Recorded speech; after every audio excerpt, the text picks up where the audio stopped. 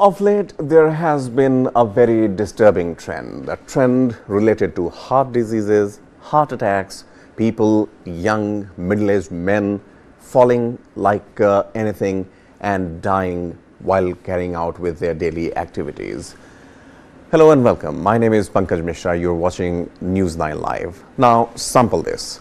On Thursday, a pilot who was supposed to fly the Indigo Airlines flight from Nagpur to Pune collapsed at 12 noon at the boarding gate at the Nagpur airport while he was all set to go. He was rushed to a hospital where he was pronounced brought dead. The hospital diagnosed it as a cardiac arrest that he had suffered. The pilot was just 40 years old and had a 27-hour rest before taking up his duties on Thursday. A day before that, on 16th of August, a pilot from Qatar Airways passed away, succumbing to a heart attack on board while flying to Delhi from Delhi to Doha. The flight had to make an unscheduled stop at Dubai. And now this, 2 days before that, a pilot, 56-year-old, of LATAM Airways collapsed in the aircraft washroom and died while on a Miami to San Diego in Chile flight, carrying 271 passengers. He was pronounced dead at Panama City after the plane made an emergency landing. So these consecutive sudden deaths of pilots are all the more glaring when we are already seeing increased cases of about middle-aged gents suffering heart attacks. To discuss the matters further, we have Dr. Vanita Arora, cardiac electrophysiologist and interventional cardiologist, and Dr. Anshu Chaturvedi, head clinical nutrition and dietetics, Fortix Hospital from Jaipur. Thank you so much for joining us today to discuss these pertinent issues. Dr. Vanita, let me begin with you first. First of all, for the benefit of our viewers and for me as well, electrophysiologist and interventional cardiologist. What does this deal with? Is this simple cardiology that we are talking about here?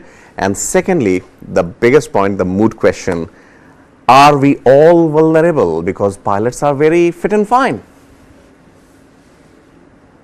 Thank you, Mr. Mishra, for having me on the show, first of all. And to answer the first question first, electrophysiology and intervention cardiology. The difference is that when you make a house, you put in two systems. One is the water supply system, the other is the electrical system. Both of them are important for us to stay in that house, but both of them are not related. They have their own importance. Similarly, heart also has two systems. One is the blood supply to the heart, that is through the coronary arteries. That is the plumbing job which the intervention cardiologists do. Right. And the other is the heartbeat. That the heartbeat is the electrical conduction system of the heart, electricity of the heart. Right. And the electricity of the heart is taken care by the electrophysiologist. We are the electrician of the heart, and intervention cardiologists are the plumbers of the heart. Right. Now when you have the blockages in the arteries, it causes heart attack. So heart attack causes chest pain, discomfort, breathlessness, and sometimes, very rarely, it causes collapse. So generally, by and large speaking, we say what we believe is that 85 to 90% of patients who have heart attack, who have blockages in the arteries, they will give us enough time so that they can survive well. Right. Only 10 to 15% come to death in cases of heart attack. But if you have a electrical short circuiting in the heart, the electricity of the heart gets hampered, causing sudden cardiac arrest, which is a erratic heartbeat of the heart. Then heartbeat goes erratic, then it is a sudden collapse. Collapse is the first symptom that the patient has. They will collapse, and you have only 6 minutes to revive that patient. Okay. The first 6 minutes, only if you start a CPR, cardiopulmonary resuscitation, within those first 6 minutes, then we can, the out of hospital survival of sudden cardiac arrest, even in US, where maximally people are trained to do CPR, is hardly 10%. Oh. And in our country, it is hardly anybody knows CPR, how to do How to? cardiopulmonary resuscitation. So it is much less. Right. Now, does that answer your Ha ha ha. question? Yes, yes, yes, it does. And also, Dr. Anshu is also there with us, head clinical nutrition and dietetics. This is something that I'm sure many of our viewers, including me, would know related to the food habits, Dr. Anshu. These two, situations as of now, what we eat, our daily habits, our practices, our lifestyle, all these things constitute, I presume, to a healthy heart. Now, in your learned opinion, ma'am, what is it that is primarily going wrong, especially with young adults who might be working in the gym or are following a proper diet regimen, pilots for that matter? I mean, we all travel and we see they are something that we all want to aspire to become, pilots dressed in their swanky clothes and, fit and fine. What is it that is going wrong with them these days?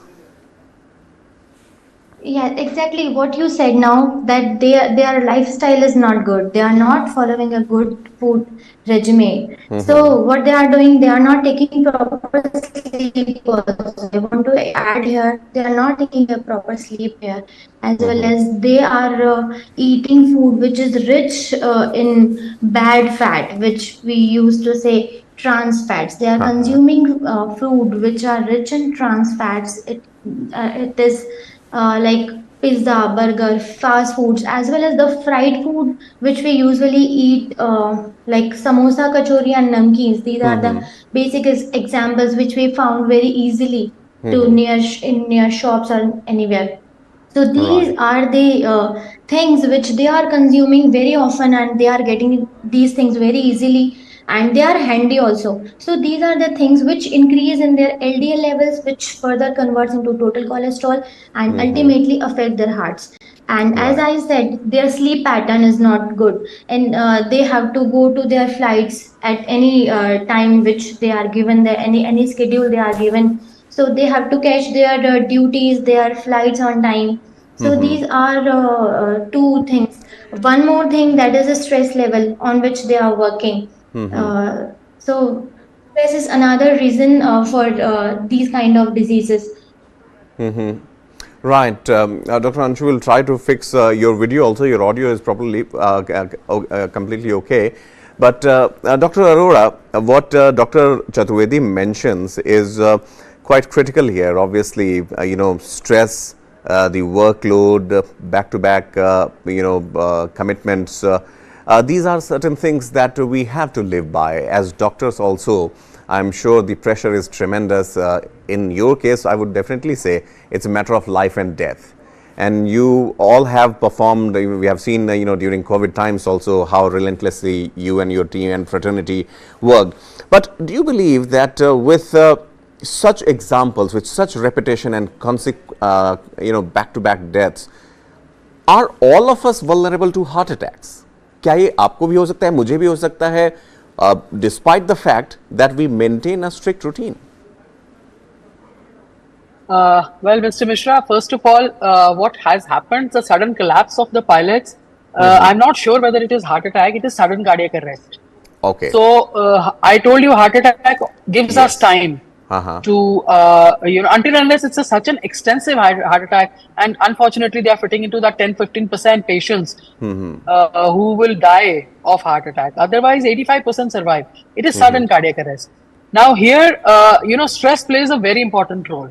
And my always in all my talks, in all my interviews, what I say is that in today's time, the way we have fought against COVID, we have survived in COVID, but social disconnect which we had during that time has increased the stress levels of everybody to an extreme.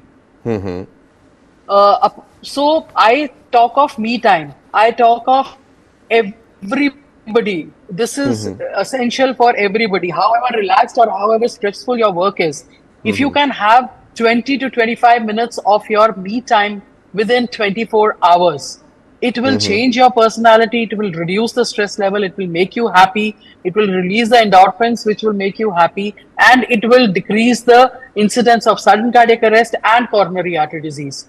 So me Right. time is an essential thing for everybody. When I say me time, doesn't mean you sit on your mobile and start playing with your friends and start playing solitaire on your mobile or do that.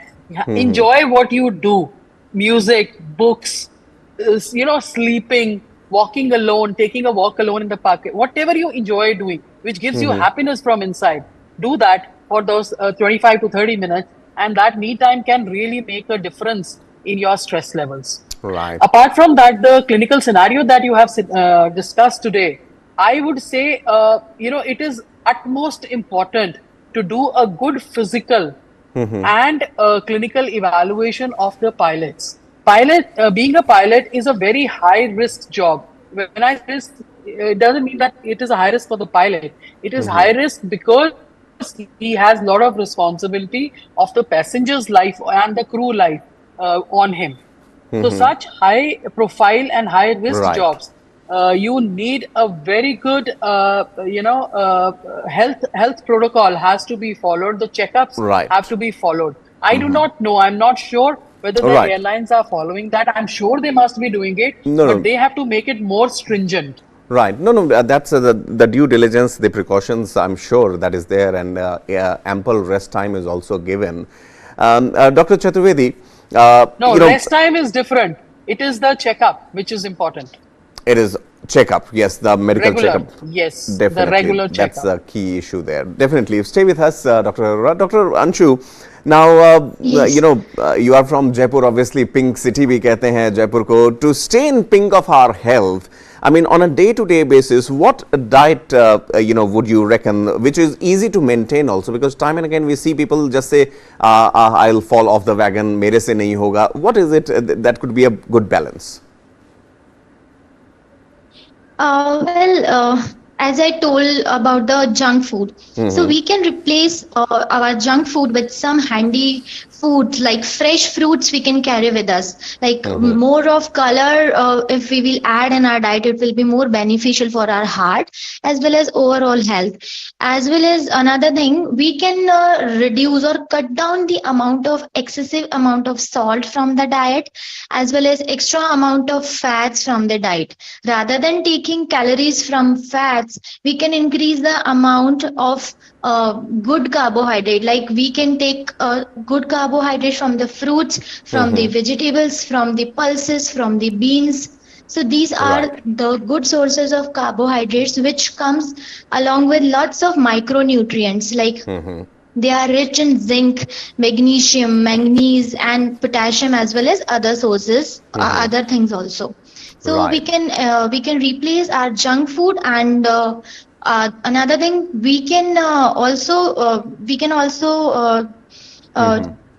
we can also be strict to our diet schedule. Like Right. rather than taking late night dinners, we can take our meal at 7 o'clock in the evening, and after that we can take some good handful amount of nuts or some flake seeds or chia seeds. These things can be taken for a good heart health. Right, absolutely. I'm sure the viewers who are listening are also benefiting from the advice, and certainly why not when it comes to the health.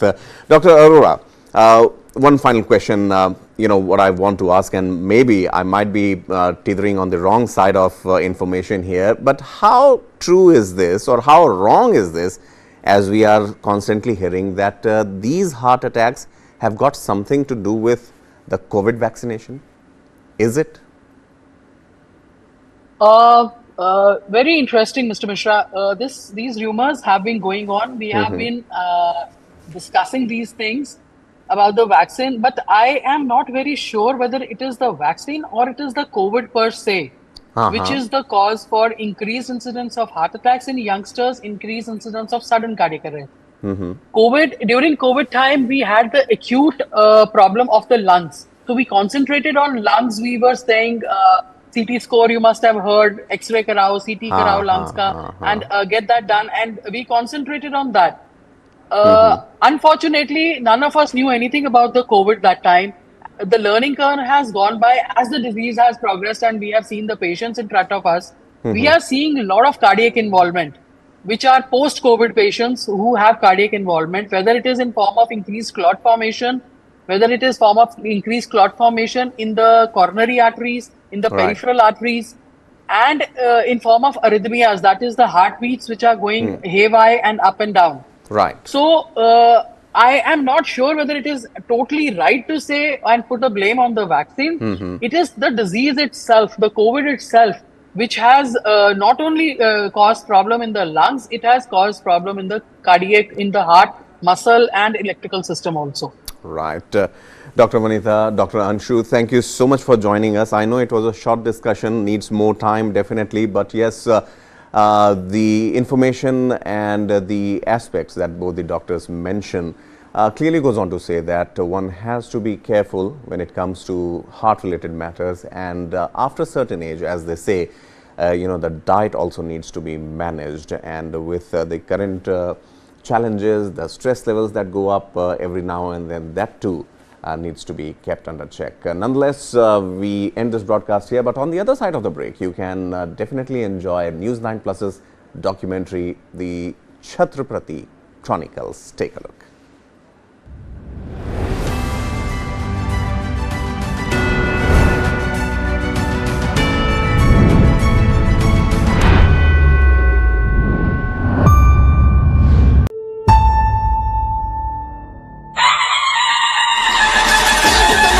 Akshay Kumar makes his Marathi film debut in Mahesh Manjrekar's Veerat Marathi Veer Daudale Sa.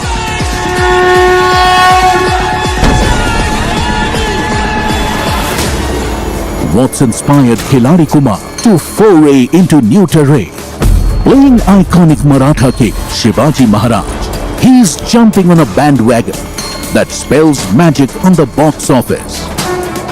Why are filmmakers in a rush to chronicle the life and times of Shivaji Maharaj? Why do we feel the hunger, the need? Why are we compelled to make a film on Chhatrapati Shivaji Maharaj? And that too so many films. For a simple reason, he was the people's king. So I think there's this herd mentality in the film industry.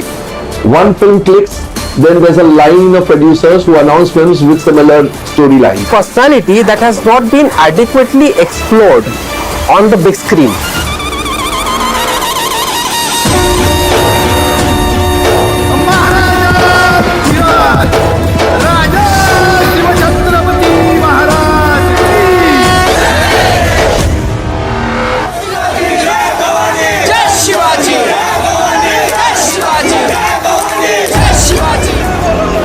I think among filmmakers the craze is because the Marathi audience is somehow inclined to seeing films about the life and times of Shivaji Maharaj, and several films in the recent past based on his life or based on some chapter of his life have done well, Now we see in the last 10 to 15 years that historical subjects have made a remarkable comeback. So here is a